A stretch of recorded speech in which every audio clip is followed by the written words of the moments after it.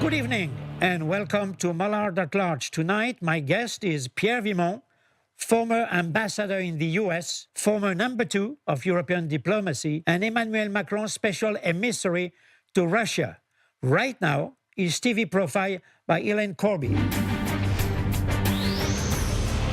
Diplomacy runs in the Vimont family. His father, uncle, and even brother-in-law were diplomats, but Pierre Vimont initially thought that he would choose another career. Born in 1949, in a France still ravaged by the effects of World War II, Pierre Vimont was drawn to art and journalism. Despite this, he studied law and then entered the National School of Administration. Then, he finally decided to become a diplomat. He worked at the French Embassy in London, then went to New York before returning to France to work on European affairs. First, he was the chief of staff to the minister, Elisabeth Guigou. In the early 2000s, he moved to Brussels, where he became French ambassador to the European Union. Back in Paris in 2002, Pierre Vimont was assigned to the Quai d'Orsay. He was a chief of staff to the Minister of Foreign Affairs under Jacques Chirac, a position during which he saw 3 ministers pass through: Dominique Villepin and Philippe Douste-Blazy. It was during this mandate that the diplomat performed a tour de force. He succeeded in freeing 3 French journalists who were hostages in Iraq in 2005. Pierre Vimont was then ambassador of France to the United States between 2007 and 2010, during the administrations of George W. Bush and Barack Obama. On his return, he held the highest position in the European Union's Foreign Service for 5 years, making him the 2nd highest ranking official in European diplomacy. From 2015, the young retiree Pierre Vimont undertakes occasional missions. The first, on behalf of the President of the European Council, Donald Tusk, on the issue of immigration. The second was an attempt to mediate peace between Israel and the Palestinians, under the impetus of Foreign Minister Laurent Fabius, a process that ended in failure. From 2019, Pierre Vimont is the special representative of the President of the Republic in Russia. The position was brutally interrupted on February 24, 2022, with the invasion of Ukraine. But Pierre Vimont is persuaded of one thing: even in times of war, we must never stop the dialogue. Pierre Vimont, you know very well the twists and turns of international diplomacy. What judgment would you bear upon the changing world order wanted by Chinese and Russians and which might lead to a third world conflict? Your question includes the answer. It's the question of the world order. You're actually right. We are witnessing today an attempt on the part of a number of countries such as Russia and China, whom we call often revisionist countries. This is an attempt to put in question the world order as it exists at the moment and to redefine it in accordance to their own interests. And on the other side, we have the United States and European allies who try to defend the world order that exists since 1945. So that is actually the debate, the discussion, the background of this Ukrainian crisis that we have been suffering for a year. With, in this landscape, also the countries in the south, what we call the global south, which is also trying to have a world order that will be more favorable to its interests, more than in the past at any rate. So this is the discussion that is being held at the moment. Whether it will bring a third world war, well, unfortunately, we cannot exclude anything. But the parties, I think, are confident, they understand what's in place, they are cautious, and they don't want to get to a third world war. So we must hope that we will not get there. French President Emmanuel Macron sent you on a mission to restore dialogue with Russians. Does it still have a sense, even if Emmanuel Macron points out that dialogue must not be broken with Vladimir Putin? Everything has been upset, obviously, by the Ukraine war. Things are not the way they were before the 24th of February 2022. Everyone is aware of the fact that the efforts that were made before Russia decided to invade Ukraine these efforts that were necessary, and at the moment, and everybody recognizes that they have failed. That doesn't mean that we cannot dialogue forever with Russia. It doesn't mean that we have to implement a policy of isolation of Russia. I'm not sure that's the way.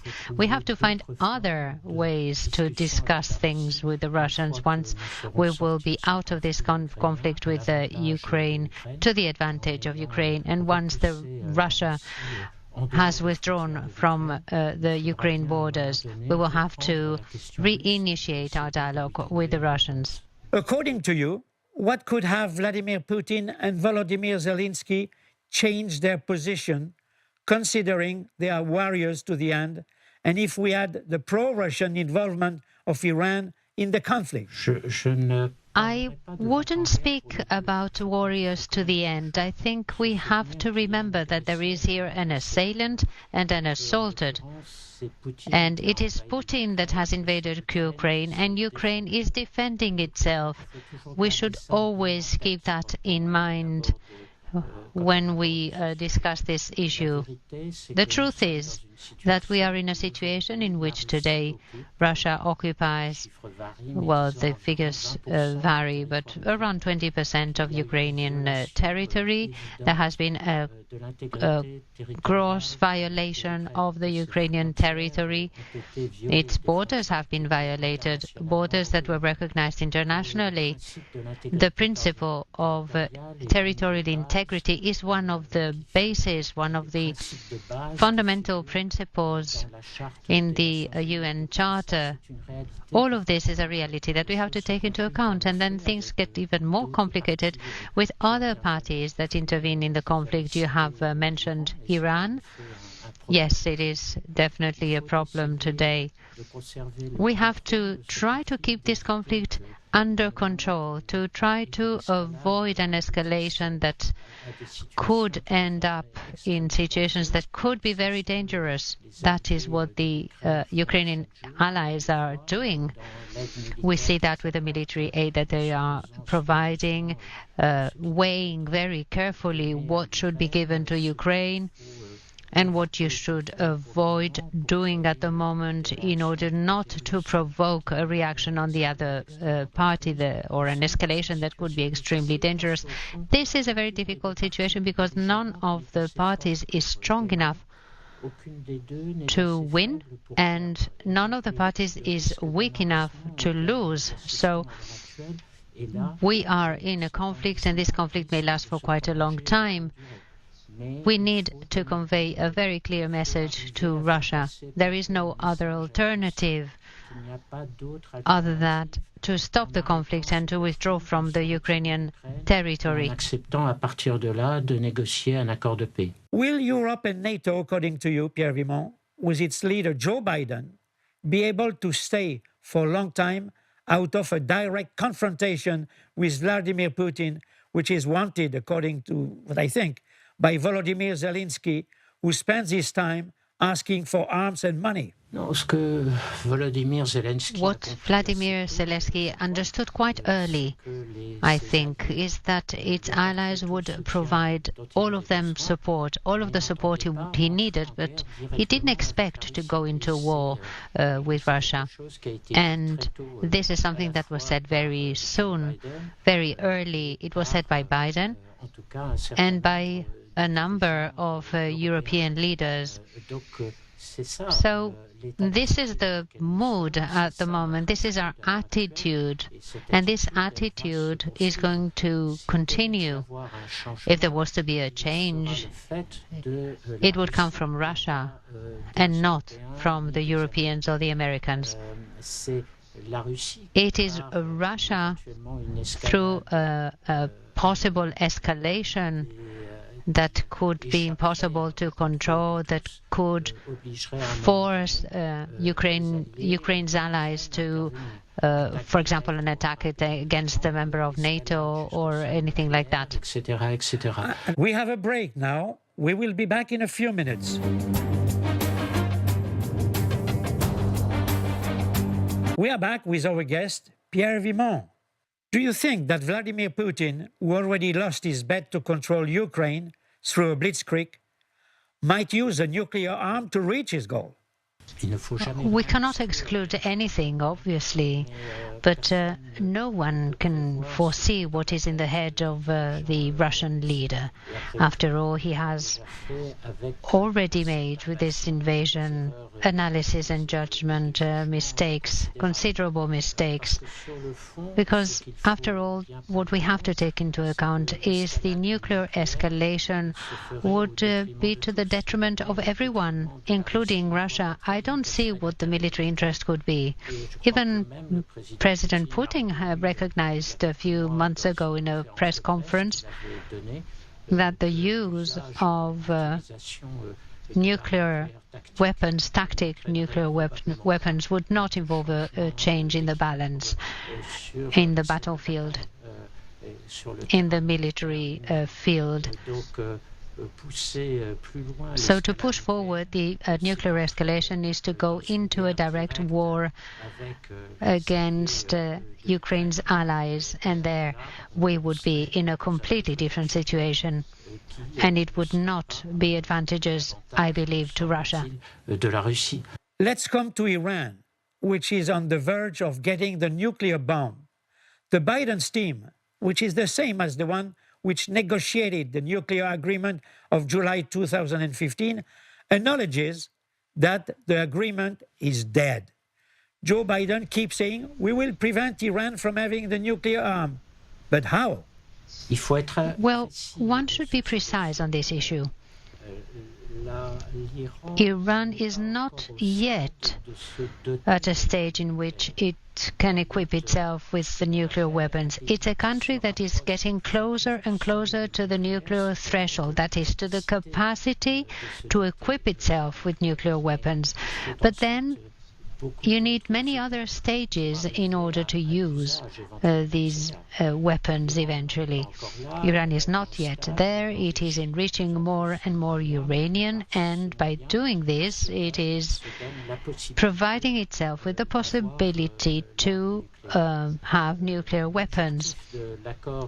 The objective of the 2015 Vienna Agreement, the JCPOA, had as its objective to delay as much as possible reaching that stage, and allowing the International Atomic Energy Agency in Vienna to inspect the work of Iran in terms of uranium enrichment, in order not to go beyond the threshold that had been agreed upon, a threshold that was well below the nuclear military threshold. That was the essential part of the agreement. Unfortunately, all of this has been put in question not by Iran. We have to remember that. It was put in question by President Trump in 2018 when he decided to leave this agreement with Iran. And after a while, Iran said, well, since the most important part of the agreement has left the agreement, there is absolutely no reason for myself to continue to respect the obligations that I had taken upon myself within that agreement. That is the situation right now. Will Israel have to do the dirty job? We have to avoid that at all costs. If there was a confrontation in a region such as the Middle East, which has been under a lot of pressure for a long time, that would not help us maintain a minimum of stability in the international scene. We should try and avoid at all costs a confrontation, a direct confrontation with the Iranians. We have to keep the pressure. We have to try to get the Iranians in every way possible to be more open regarding the inspections of the agency. We need to continue hammering our will to prevent the Iranians to reach this level of enrichment that would become dangerous. We have to convey firm political messages constantly as you were saying in your question, to avoid the direct confrontation between Israel and Iran. If it happened, the Israel allies would be very firm and they would support Israel in every way possible. That's what we have to continue doing. We should not be fatalistic regarding the perspective of a direct confrontation. Pierre Vimont, how the Western camp could have been so gullible to the point of believing they could negotiate with a terrorist regime which organized the deception, the manipulation, and which was offered to circumvent US sanctions? We are not naive, we're not gullible. We've gone into these negotiations with open eyes from the beginning. We have not circumvented the American sanctions.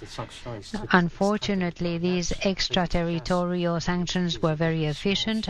All the financial entities in Europe in the framework of the American sanctions have shown compliance, respect, even over compliance. Sometimes they have respected even beyond what was necessary in the framework of the American sanctions. That is the reality. That is why Iran has changed its position. And perhaps this is the most interesting element of your question that we should take into account.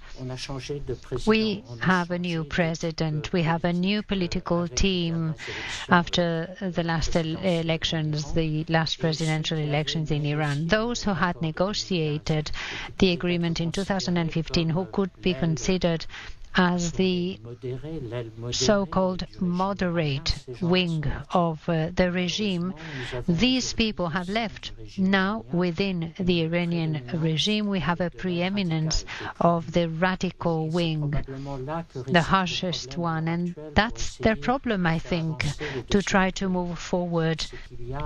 There is probably a battle within the regime between the moderate and the radicals in order to try and find some sort of agreement with the countries that negotiated the Vienna Agreement in 2015. Do we want to find some sort of compromise, or are we moving towards confrontation? And that is the real problem in Iran at the moment, this internal discussion within the regime. Pierre Vimont, is not it time for the Western camp to back the majority of the Iranian people which wants to overthrow this barbaric regime, which proceeds with summary executions and public hangings? Well, yes, and that is precisely what we're doing at the moment. Not just with declarations. Additional sanctions have been decided upon. There are other sanctions being considered. As you know, the question is on the table in Brussels. The question of whether we should consider the Guardians of the Revolution as a terrorist organization. You know that the European Parliament has proposed doing so, and the Ministers of Foreign Affairs of the European Union are discussing it. You know that other ideas are being developed. You know that the President Macron has received an Iranian delegation. The messages are really strong, and in fact, we have heard the Iranian regime complain about this support of the Europeans. We've even seen the consequences of this support. A number of European citizens and specifically French citizens have been taken sort of hostage. They've been arrested. There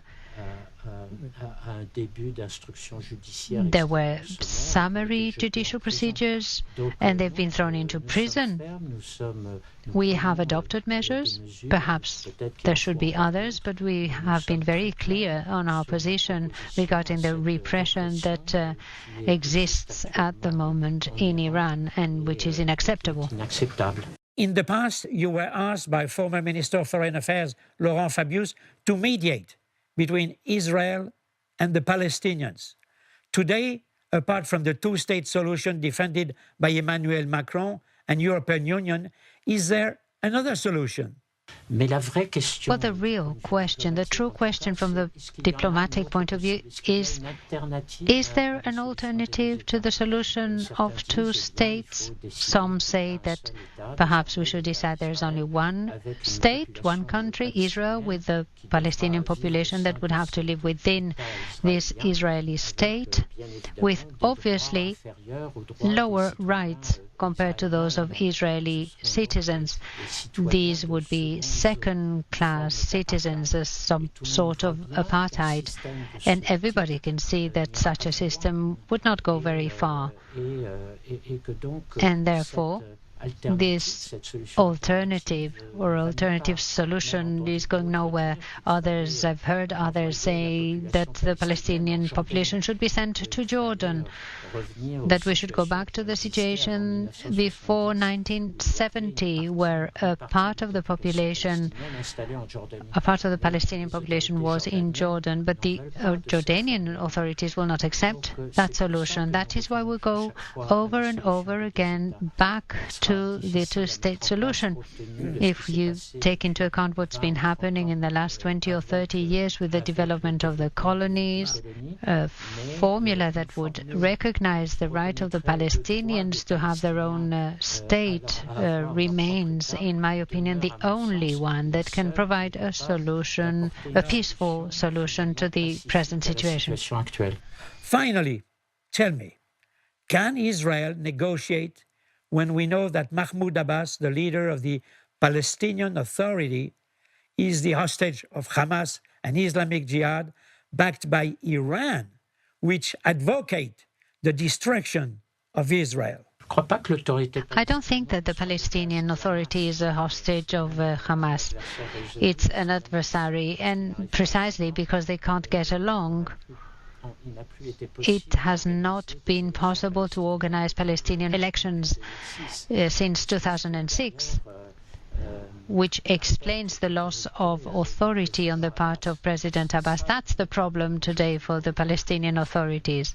It is a weakened authority. It is an authority that has weakened itself because of not organizing elections that would have given it part of their legitimacy. It's an authority that Israel has weakened also constantly. One has to be aware of that. The fault is on the two parties. It seems to me that the most important thing, unfortunately, is the most difficult part. Europeans, Americans, and other countries that have tried in the past to help find a solution. Remember the Oslo Accords. All of these countries should continue to act, to be attentive to the Palestinian problem. One should not lose sight of this problem, because otherwise this problem will come back with a vengeance. We cannot forget the Palestinian question. It is always there, even if we all have the impression that it has lost strength. It's always there, and the return of violence to the occupied territories and to Israel shows that we should take that into account. It is dangerous to ignore the Palestinian problem. Dangereux d'ignorer, me semble-t-il.